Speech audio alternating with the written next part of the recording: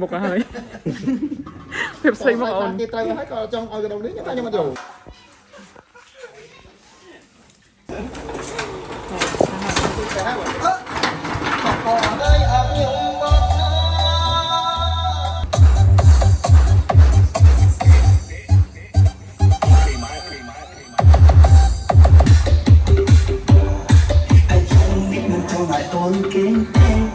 ជិបសួរបងប្អូនគ្នាថ្ងៃនេះខ្ញុំយកធំដងជិបជួនជិបជួននៅភូមិចា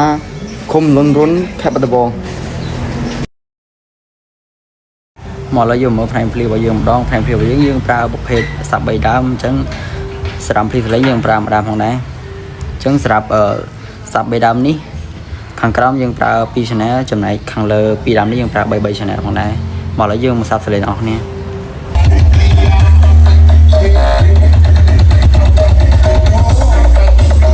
សម្រាប់គ្រឿងចាក់យើងប្រើ mixer 16 channel 1 pre NTE 1និង graphic 1ឲ្យវាម៉ាស៊ីនភ្លើងឲ្យយើងឲ្យគាត់ឆេះខ្លួនគាត់ម៉ាស៊ីនភ្លើងក៏ប្រើចាស់ដែរ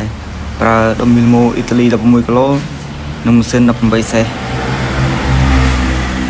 ម៉ាស៊ីន16គីឡូអាចអូសបាស16បានដល់វាមើលភ្លើងយើងមើលភ្លើងថានឹងហើយយើងអាចចាក់លោបានបងប្អូន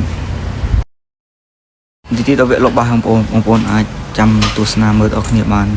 ថាសំឡេងបាសនឹងលឺអេមប៉ុណ្ណា